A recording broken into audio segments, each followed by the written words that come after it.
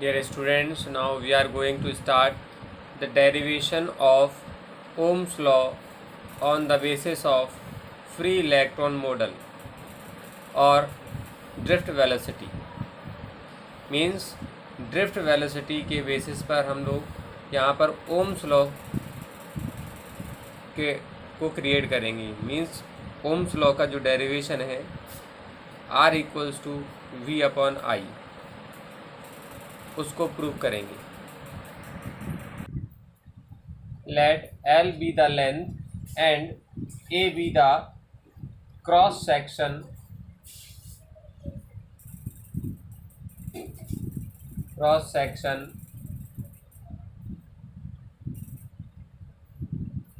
of a metallic wire.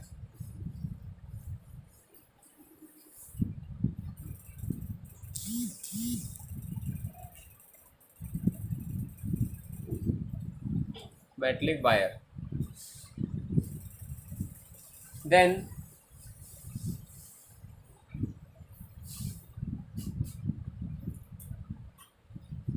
when a potential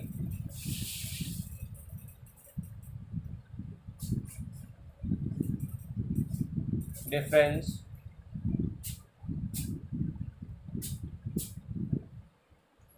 V, potential difference V is maintained or established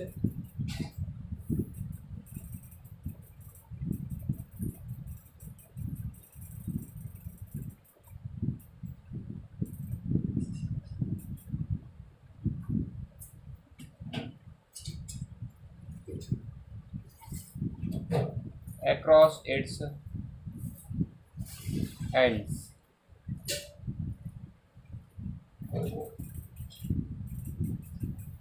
The acceleration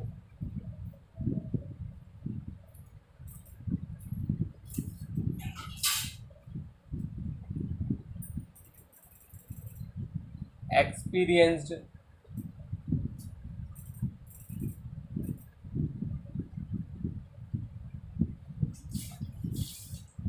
by the electron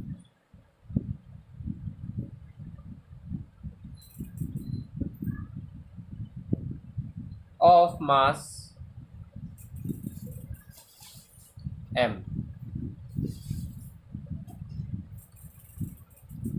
is, means L be the length and A be the cross section area of a metallic wire.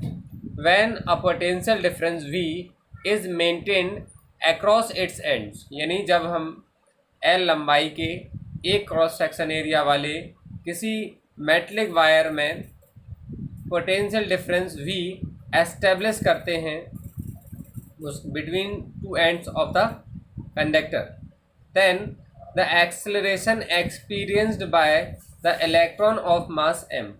तो जो electrons उसमें move कर रहे हैं उसमें m मास वाले, उनमें acceleration experience होता है. एक्सेलरेशन को हम लोग a से डिनोट करते हैं. सो a इक्वल्स टू, हम लोग जानते हैं according to the Newton second law of Newton, F equals to M A. Then so a equals to F upon m.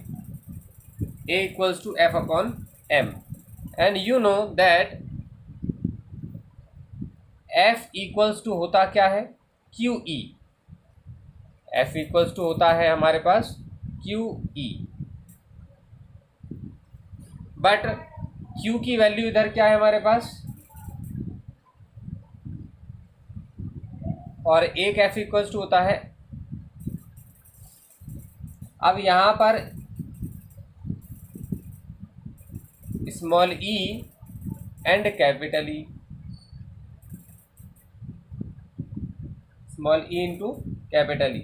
तो यहाँ से हम लोग डिनोट कर सकते हैं क्योंकि हमने यहाँ पर इलेक्ट्रिक फील्ड रख दिया और यहाँ पर रख दिया है चार्ज ऑफ इलेक्ट्रॉन.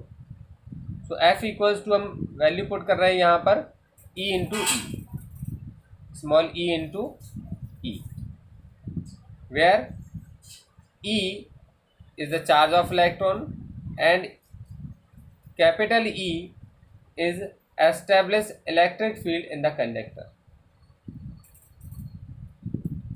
और ये इलेक्ट्रिक फील्ड तब कनेक्ट करते हैं, यानी कि तब एस्टेब्लिश होती है जब हम कंडक्टर को बैटरी से कनेक्ट करते हैं। Then A equals to E into E, value of F now upon M, ये आ गया हमारे पास। अब हम लोगों को पता है कि intensity of electric field E equals to होता है V अपॉन L। E की जो वैल्यू होती है वो होती है V अपॉन L। जब E की वैल्यू V अपॉन L होती है तो हम E की वैल्यू यहाँ पुट कर देंगे, तो A इक्वल्स टू हो जाएगा हमारे पास E into V upon L, और M पहले से हमारे पास है। So value of A equals to EV upon ML। It is equation number 1। अब इससे पहले हम लोग जानते हैं ड्रिफ्ट वेलोसिटी का formula. We know that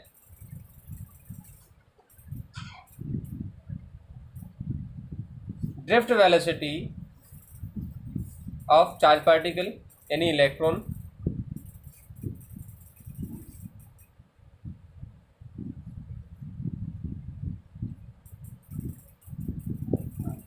of electron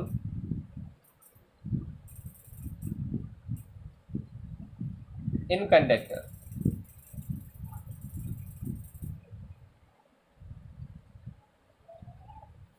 Vd equals to होता है A into tau, A into tau. अब A की वैल्यू क्या है? एक्सेलरेशन, और टाउ क्या है? Relaxation time. ठीक है, हमारे पास जो A है उसकी वैल्यू क्या है? एक्सेलरेशन है जो कि, और टाउ है हमारे पास रिलैक्सेशन टाइम। हम इसे इक्वेशन नंबर 2 मानकर छोड़ सकते हैं। अब हम लोगों को पहले से ये भी पता है, हम लोगों ने रिलेशन एस्टेब्लिश किया था, I इक्वल्स टू होता है NEAVD। यहाँ से हम लोग अगर VD की वैल्यू फाइंड आउट करते हैं तो VD की वैल्यू आती है हमारे पास I अपॉन NEA। I की वैल्यू VD की वैल्यू आती है I अपॉन NEA। अब I अपॉन NEA आ गया और ये भी VD की वैल्यू है, इसे हम लोग इक्वेशन नंबर 3 मान लिया। अब इक्वेशन नंबर 2 और इक्वेशन नंबर 3 दोनों ही जो वैल्यू ऑफ VD है, both are the value of VD। So हम लोग यहाँ से क्या कर सकते हैं? इन दोनों को इक्वल रख सकते हैं। VD equal to VD means LHS are equal, then we can say that RHS also equal to each other. So after comparison equation number 2 and 3, तो हम लिख देंगे from equation 2 and 3, from equation number 2 and 3 means equation number 2 और 3 से। Equation number 2 और 3 से हम लोग क्या देख पा रहे हैं कि VD की वैल्यू ये है और यही भी VD की वैल्यू है, तो दोनों इक्वल होंगी।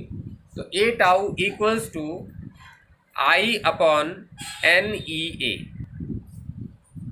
तो A tau equals to I upon NEA। ये हमारे पास वैल्यू आ गया इसकी, A टाउ की। और अच्छा, अभी हम लोगों को जो फाइंड आउट करना है वो R की वैल्यू फाइंड आउट करना है। तो R की वैल्यू फाइंड आउट करने के लिए हम सबसे पहले ये देखेंगे कि R कैसे आ सकता है, क्योंकि हम लोगों को पता है एस्टेब्लिश करना है R equals to V upon I। R equals to V upon I हम लोगों को एस्टेब्लिश करना है, और इस एस्टेब्लिशमेंट में हम लोगों को V अपॉन I की वैल्यू चाहिए पड़ेगी। तो हम लोगों को ये देखना पड़ेगा कि I तो आ गया, अब V कैसे आएगा? तो हम लोगों ने इससे पहले इक्वेशन नंबर 1 बनाया हुआ है, इससे पहले हम लोगों ने इक्वेशन नंबर 1 बनाया हुआ है, वहाँ पर हम लोग चलते हैं। ठीक है ना? तो हम लोग वहाँ से देखेंगे कि इक्वेशन नंबर 1 में हम लोगों ने क्या देखा था, from equation first A equals to EV upon ML। तो यहाँ पर A की वैल्यू पुट कर देंगे। तो A की वैल्यू पुट करने के बाद हम देख पा रहे हैं तो EV अपॉन ML और ये tau as it is equals to I upon NEA। Clear. अब हम यहाँ से V की वैल्यू एस्टेब्लिश कर लेते हैं। V equals to